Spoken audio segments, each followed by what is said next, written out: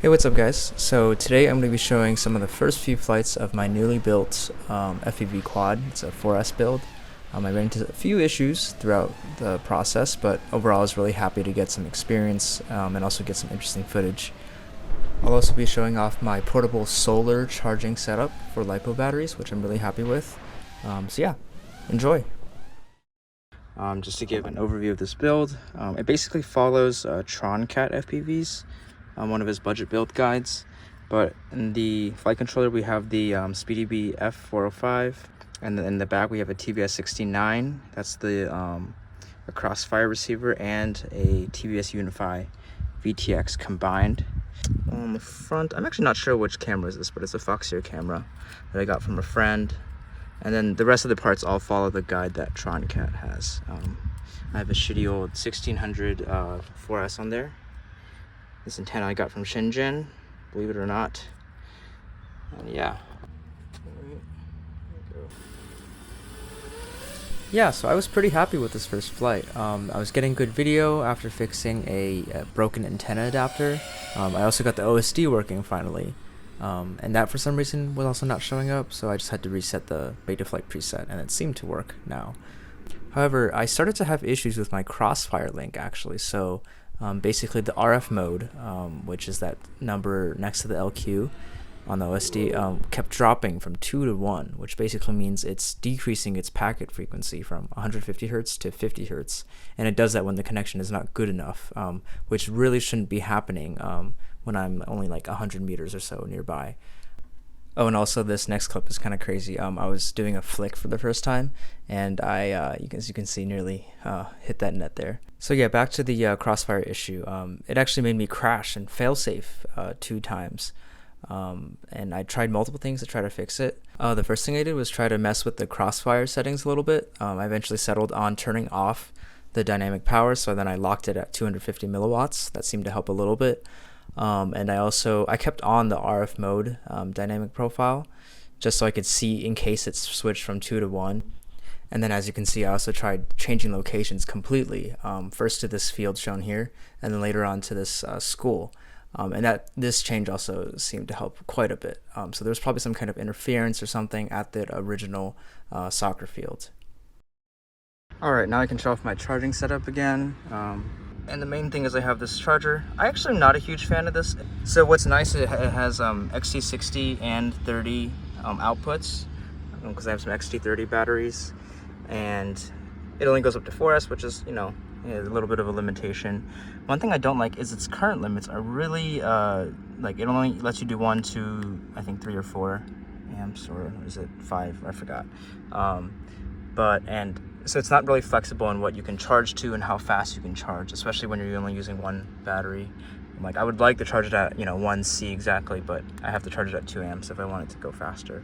Yeah, it does have USB-C input, which is really nice, but it only works with some power bricks. In fact, most of them it doesn't work with. I found one really specific one it does. Most of the other ones it just like power cycles or something weird. So I want to get that new B6 Neo that everyone's onto. This is the start of the show. This is the Bluetti EB3A, 268 watt hour. Basically solar generator is what they call it. So it's basically a big battery. It has an inverter for AC plugs. It has lights. It has a bunch of DC outputs, like the cigarette port, DC barrel jacks, USB, and as well as a 100 amp USB-C, which is really nice. So I'm using this adapter, which gives me 20 volts from that USB-C port. On the right is how many watts we're outputting, and then you can see that's 30 watts, and as well as how many watts we're inputting and how full it is.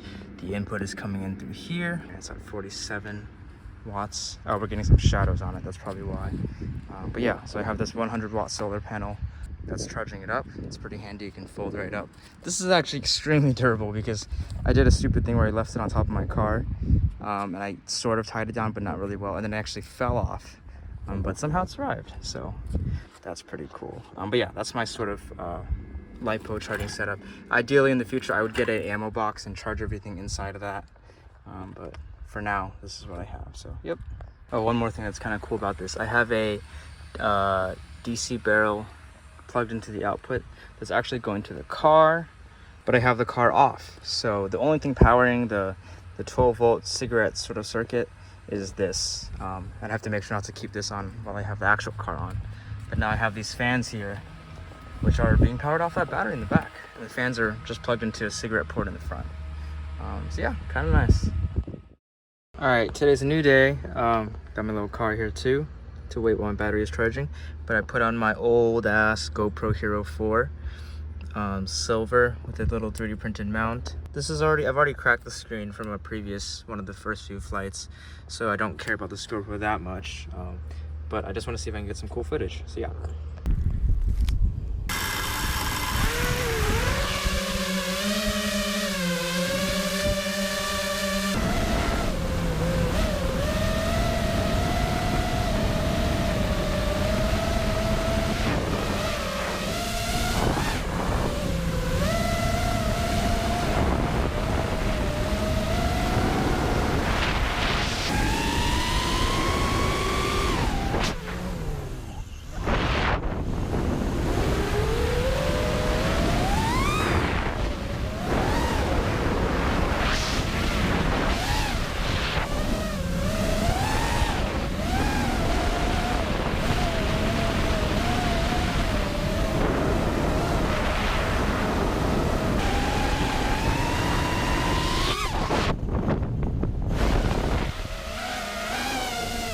I also brought this guy that you might recognize.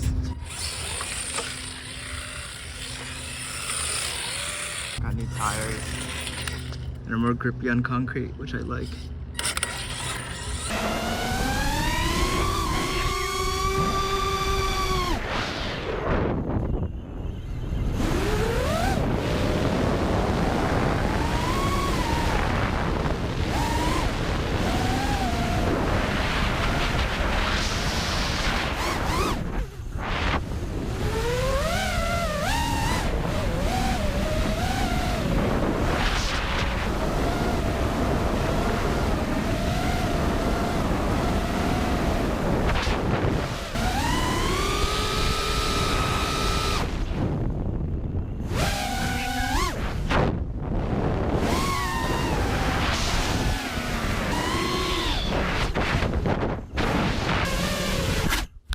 And yeah, that's the video.